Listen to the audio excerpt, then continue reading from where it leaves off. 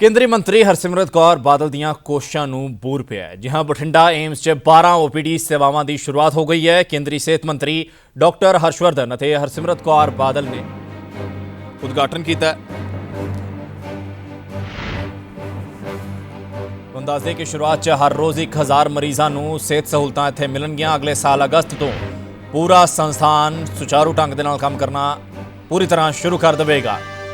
ਕੇਂਦਰੀ ਸਿਹਤ ਮੰਤਰੀ ਡਾਕਟਰ ਹਰਸ਼ਵਰਧਨ ਅਤੇ ਕੇਂਦਰੀ ਮੰਤਰੀ ਹਰਸਿਮਰਤ ਕੌਰ ਬਾਦਲ ਵੱਲੋਂ ਅੱਜ ਓਪੀਡੀ ਸੇਵਾਵਾਂ ਦਾ ਉਦਘਾਟਨ ਕਰ ਦਿੱਤਾ ਗਿਆ ਹੈ।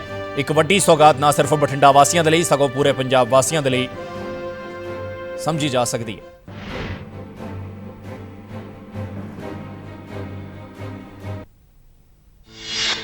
ਆਖਰ ਸੱਚ ਹੋ ਗਿਆ ਸੁਪਨਾ ਜੋ ਵੇਖਿਆ ਸੀ ਲੱਖਾਂ ਲੋਕਾਂ ਨੇ।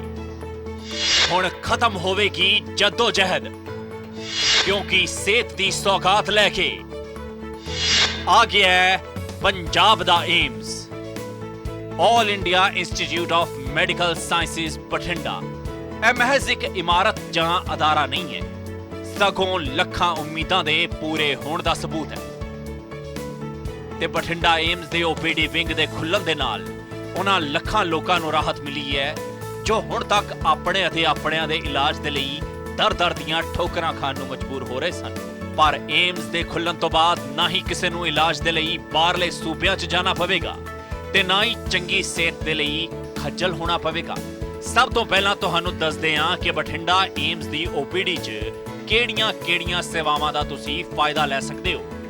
ਆਰਥੋਪੈਡਿਕ यानी कि हड्डियां दा विभाग, सर्जिकल ऑन्कोलॉजी यानी कि कैंसर विभाग, यूरोलॉजी, पेडियाट्रिक सर्जरी यानी कि बाल रोगां दी सर्जरी, आम सर्जरी सलाह, मेडिसिन,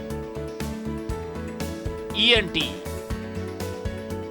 ऑप्थेमोलॉजी यानी कि अखां दा विभाग, साइकियाट्री यानी मनोरोग विभाग, डर्मेटोलॉजी यानी चमड़ी रोगां दा विभाग, गायनेकोलॉजी यानी औरत रोगां दा विभाग, ओबेसिटी यानी मोटापे दे रोगां दा विभाग।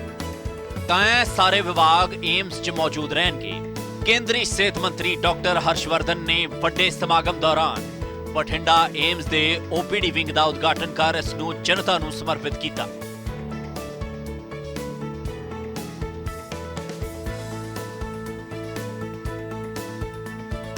इस उद्घाटन समागम च इस सुपने नूं हकीकत च तब्दील करन दे लई सब तो वध कोशिशां करन वाले केंद्री मंत्री हरसिमरत कौर बादल, अकाली दल प्रधान सुखबीर सिंह बादल, पंजाब दे सेहत मंत्री OP सोनी सने कई होर शख्सियतां ने भी शमूलियत की थी।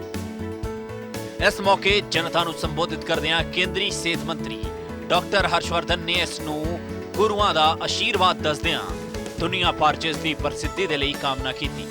उन्हां पंजाब दी पिछली अकाली भाजपा सरकार दा जिक्र करदिआं साबका मुख मंत्री प्रकाश सिंह बादल वल्लों पंजाब दे लई एम्स दी मंग रखण दा भी जिक्र कीता ते दावा कीता कि उन्हां दी सरकार पूरे देश च 22 एम्स बनाउण दे लई काम कर रही है।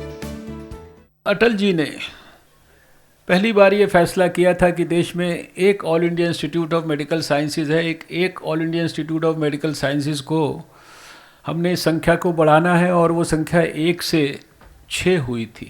और उसी समय में पंजाब के पूर्व मुख्यमंत्री जो बहुत बार कम से कम शायद आधा दर्जन बार तो वो मुख्यमंत्री रहे हैं, आज भी हम उनका इंतज़ार कर रहे थे कि उनका आज हमें आशीर्वाद मिलेगा।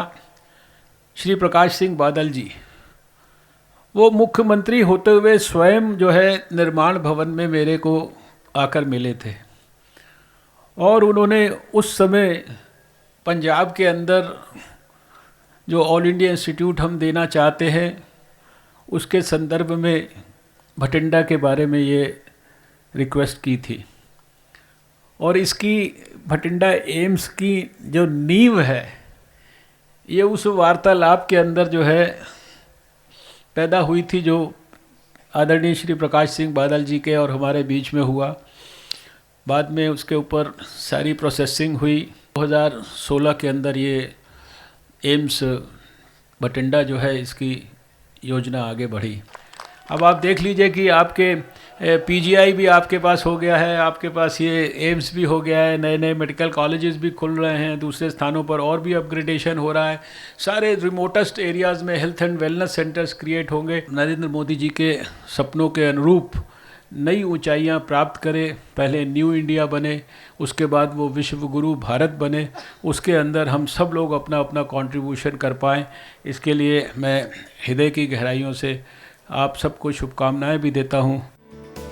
ਕੇਂਦਰੀ ਮੰਤਰੀ ਹਰਸਿਮਰਤ ਕੌਰ ਬਾਦਲ, ਜਿਨ੍ਹਾਂ ਦੀਆਂ ਕੋਸ਼ਿਸ਼ਾਂ ਕਰਕੇ ਬਠਿੰਡਾ ਏਮਜ਼ ਸੋਚ ਤੋਂ ਨਿਕਲ ਕੇ ਅਦਾਰੇ ਦੇ ਤੌਰ ਤੇ ਸਥਾਪਿਤ ਹੋ ਸਕਿਆ, ਉਹਨਾਂ ਕੇਂਦਰ ਸਰਕਾਰ ਅਤੇ ਖਾਸ ਤੌਰ ਤੇ ਪ੍ਰਧਾਨ ਮੰਤਰੀ ਮੋਦੀ ਦਾ ਇਸ ਦੇ ਲਈ ਸ਼ੁਕਰਾਨਾ ਕੀਤਾ। ਇਹ ਏਮਜ਼ ਬਠਿੰਡਾ ਦੇ ਲਈ ਮਾਣ ਦੀ ਵਜ੍ਹਾ ਬਣੇਗਾ, ਇਸ ਦੀ ਵੀ ਉਹਨਾਂ ਨੇ ਉਮੀਦ ਜਤਾਈ। ਮੈਂ ਉਹਨਾਂ ਦਾ ਸ਼ੁਕਰਾਨਾ ਕਰਦੀ ਹਾਂ ਕਿ ਮੋਦੀ ਸਾਹਿਬ ਤੇ ਜੇਟਲੀ ਸਾਹਿਬ ਨੇ ਸਾਨੂੰ Indian institute of management Amritsar ਵਾਸਤੇ ਦਿੱਤਾ, ਹਾਰਟੀਕਲਚਰ ਦਾ ਪੋਸਟ ਇੰਸਟੀਚਿਊਟ ਵੀ ਦਿੱਤਾ। ਤੇ ਜਦ ਦੂਜਾ ਬਜਟ ਹੋ ਰਿਹਾ ਸੀ ਤੇ ਫਿਰ ਮੇਰੀ ਮੰਗ ਸ਼ੁਰੂ ਹੋ ਗਈ ਕਿ ਮੇਰੇ ਇਲਾਕੇ ਵਾਸਤੇ ਕੁਛ ਆਏ। ਤੇ ਅੱਜ ਇੰਨੀ ਖੁਸ਼ੀ ਹੈ ਕਿ ਜਿਹੜਾ 2016 ਦੀ ਨਵੰਬਰ ਵਿੱਚ ਪ੍ਰਧਾਨ ਮੰਤਰੀ ਜੀ ਨੇ ਜਿਸ ਚੀਜ਼ ਦਾ ਨੀਂਹ ਪੱਥਰ ਰੱਖਿਆ ਸੀ, ਅੱਜ ਉਹ ਨੀਂਹ ਪੱਥਰ ਦਾ ਸਦਕਾ ਉਹ ਜਿਹੜਾ ਬੀਜ ਬੋ ਕੇ ਗਏ ਸੀ, ਇੰਨਾ ਵਧੀਆ ਹਸਪਤਾਲ ਜਿਹਦੀ ਅੱਜ ਸ਼ੁਰੂਆਤ ਹੋ ਰਹੀ ਹੈ। ਅੱਜ ਮੈਂ ਦਿਲ ਦੀ ਗਹਿਰਾਈਆਂ ਤੋਂ ਪਰਮਾਤਮਾ ਦੇ ਚਰਨਾਂ 'ਚ ਸ਼ੁਕਰਾਨਾ ਕਰਦੀ ਹਾਂ, ਆਪ ਦੇ ਪ੍ਰਧਾਨ ਮੰਤਰੀ ਜੀ ਦਾ ਸ਼ੁਕਰਾਨਾ ਕਰਦੀ ਹਾਂ। ਜੇਟਲੀ ਸਾਹਿਬ ਜਿੱਥੇ ਵੀ ਹੋਣਗੇ ਉਹਨਾਂ ਦਾ ਬਹੁਤ ਵੱਡਾ ਹੱਥ ਸੀ। ਤੇ ਬਹੁਤ ਬਹੁਤ ਧੰਨਵਾਦ ਡਾਕਟਰ ਹਰਸ਼ਵਰਧਨ ਸਾਹਿਬ ਜੀ ਦਾ ਕਰਦੀ ਹਾਂ, ਜਿਨ੍ਹਾਂ ਦੇ ਸਦਕਾ ਅੱਜ ਇਹ ਸਿਹਤ ਸਹੂਲਤਾਂ ਅਸੀਂ ਲੋਕ ਅਰਪਣ ਕਰ ਸਕ ਰਹੇ ਹਾਂ। ਇਸ ਦਿਨ ਨੂੰ ਇਤਿਹਾਸਿਕ ਕਰਾਰ ਦਿੰਦਿਆਂ ਸ਼੍ਰੋਮਣੀ ਅਕਾਲੀ ਦਲ ਪ੍ਰਧਾਨ ਸੁਖਬੀਰ ਸਿੰਘ ਬਾਦਲ ਨੇ ਬਠਿੰਡਾ ਦੀ ਨੁਹਾਰ ਬਦਲਣ ਦਾ ਦਾਅਵਾ ਕੀਤਾ ਹੈ। ਇਸ ਦੇ ਨਾਲ ਹੀ ਉਹਨਾਂ ਨੇ ਕੇਂਦਰ ਸਰਕਾਰ ਤੋਂ ਫਿਰੋਜ਼ਪੁਰ 'ਚ ਇੱਕ ਪੀਜੀਆਈ ਹਸਪਤਾਲ ਖੋਲ੍ਹਣ ਦੀ ਮੰਗ ਕੀਤੀ, ਜਿਸ ਨੂੰ ਕੇਂਦਰੀ ਸਿਹਤ ਮੰਤਰੀ ਨੇ ਸਟੇਜ ਤੋਂ ਮਨਜ਼ੂਰੀ ਵੀ ਦੇ ਦਿੱਤੀ। ਕਿਉਂਕਿ ਹੁਣ ਜ਼ਿੰਮੇਵਾਰੀ ਫਿਰੋਜ਼ਪੁਰ ਪਾਰਲੀਮੈਂਟ ਦੀ, ਮੈਂ ਉੱਥੇ ਦਾ ਮੈਂਬਰ ਪਾਰਲੀਮੈਂਟ, ਮੈਂ ਉਹਨੂੰ ਬੇਨਤੀ ਕੀਤੀ ਕਿ ਪੀਜੀਆਈ ਦਾ ਸੈਂਟਰ ਜਿਹੜਾ ਹੈ ਫਿਰੋਜ਼ਪੁਰ ਵਿੱਚ ਖੋਲ੍ਹਿਆ ਜਾਏ, ਤੇ ਇਹਨਾਂ ਨੇ ਮਨਜ਼ੂਰ ਕਰ ਦਿੱਤਾ ਹੈ। ਅੱਜ ਮੰਤਰੀ ਜੀ ਬੈਠੇ ਸੋਨੀ ਸਾਹਿਬ, ਉਹਨਾਂ ਨੂੰ ਕੋਈ ਜ਼ਮੀਨ ਦੀ ਥੋੜੀ ਜਿਹੀ ਲੋੜ ਹੈ, ਉਹ ਉਹਨਾਂ ਨੇ ਮੈਨੂੰ ਸੋਨੀ ਸਾਹਿਬ ਜੀ ਨੇ ਕਹਿ ਦਿੱਤਾ ਹੈ। ਤੇ ਮੈਨੂੰ ਪੂਰੀ ਆਸ ਹੈ ਕਿ ਮੰਤਰੀ ਸੋਨੀ ਜੀ ਤੇ ਡਾਕਟਰ ਹਰਸ਼ਵਰਧਨ ਜੀ ਦੋਨੋਂ ਹੀ ਜਲਦੀ ਆ ਕੇ ਫਿਰੋਜ਼ਪੁਰ ਵਿੱਚ ਵੀ ਐਡਾ ਹੀ ਵੱਡਾ ਇੱਕ ਸੈਂਟਰ ਅਗਲੇ 2 ਮਹੀਨੇ 'ਚ ਖੋਲ੍ਹ ਦੇਣਗੇ। ਬਹੁਤ ਵੱਡੀ ਲੋੜ ਹੈ ਉੱਥੇ। ਫਿਰੋਜ਼ਪੁਰ ਤੁਸੀਂ ਦੇਖੋਗੇ ਜੀ, ਫਿਰੋਜ਼ਪੁਰ ਬਾਰਡਰ ਦਾ ਹਿਸਟੋਰਿਕ ਏਰੀਆ, ਉੱਥੇ ਹਸਪਤਾਲ ਵੀ ਹੈ ਨਹੀਂ, ਛੋਟੀ ਮੋਟੀ ਹਸਪਤਾਲ ਵੀ, ਬਾਕੀ ਸ਼ਹਿਰਾਂ 'ਚ ਤਾਂ ਛੋਟੇ ਮੋਟੇ ਹਸਪਤਾਲ ਹੈ, ਉੱਥੇ ਉਹ ਵੀ ਹੈ ਨਹੀਂ ਹੈ। ਤੋ ਇਸ ਕਰਕੇ ਇੱਕ ਬਹੁਤ ਵੱਡੀ ਦੂਜੀ ਦੇਣ ਹੋਊਗੀ ਫਿਰੋਜ਼ਪੁਰ ਵਿੱਚ ਵੀ ਇਹੋ ਜਿਹਾ ਸੈਂਟਰ। ਤੇ ਮੈਨੂੰ ਪੂਰੀ ਆਸ ਹੈ ਉਹ ਮੈਨੂੰ ਲੱਗਦਾ 2-3 ਮਹੀਨਿਆਂ ਜ਼ਰੂਰ ਡਾਕਟਰ ਸਾਹਿਬ ਤੇ ਸੋਨੀ ਸਾਹਿਬ ਮੰਤਰੀ ਜੀ ਮੇਰੇ ਵੀਰ ਇੱਥੇ ਆ ਕੇ ਕਰਨਗੇ। जब से मैं स्वास्थ्य मंत्री बना तो शुरुआती में पहले तो उनके पिताजी आए थे, इस बार जो है सुखबीर जी मेरे पास आए शुरू के अंदर ही, और वो लगातार परस्यू कर रहे हैं।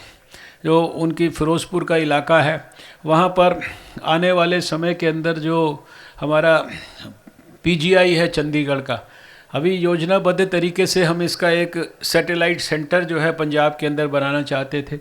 उसके लिए ज़मीन वगैरह भी हम लोगों ने एकत्रित कर ली, और अभी कुछ थोड़ी और ज़मीन की ज़रूरत थी, तो वो भी पंजाब की सरकार से जो है अभी हमने रिक्वेस्ट करके, और मंत्री जी ने भी यह घोषणा कर दी है। तो वहाँ हम बहुत जल्दी शुरुआत कर रहे हैं काम की। 450 करोड़ रुपया खर्चा करके फिरोज़पुर के अंदर हम जो है ये पीजीआई का सैटेलाइट सेंटर बनाएंगे। ਉਦਘਾਟਨ ਸਮਾਗਮ ਤੋਂ ਪਹਿਲਾਂ ਓਪੀਡੀ ਵਿੰਗ ਦੇ ਵਿੱਚ ਸ਼੍ਰੀ ਸੁਖਮਣੀ ਸਾਹਿਬ ਦਾ ਪਾਠ ਵੀ ਰੱਖਿਆ ਗਿਆ, ਜਿਸ 'ਚ ਸਾਰੀਆਂ ਸ਼ਖਸੀਅਤਾਂ ਵੱਲੋਂ ਗੁਰੂ ਚਰਨਾਂ 'ਚ ਨਤਮਸਤਕ ਹੋ ਕੇ ਇਸ ਸੁਪਨੇ ਦੇ ਸੱਚ ਹੋਣ ਦੇ ਲਈ ਸ਼ੁਕਰਾਨਾ ਕੀਤਾ ਗਿਆ। ਤੇ ਪਾਠ ਦੇ ਭੋਗ ਮਗਰੋਂ ਉਦਘਾਟਨ ਸਮਾਗਮ ਦਾ ਪ੍ਰਬੰਧ ਕੀਤਾ ਗਿਆ, ਜਿਸ 'ਚ ਆਮ ਲੋਕਾਂ ਨੇ ਵੀ ਵੱਡੀ ਤਾਦਾਦ ਦੇ ਵਿੱਚ ਸ਼ਮੂਲੀਅਤ ਕੀਤੀ। ਪੀਟੀਸੀ ਨਿਊਜ਼ ਲਈ ਬਠਿੰਡਾ ਤੋਂ ਮੁਨੀਸ਼ ਗਰਗ, ਰਕੇਸ਼ ਕੁਮਾਰ ਤੇ ਨਵੀਨ ਸ਼ਰਮਾ ਦੀ ਰਿਪੋਰਟ।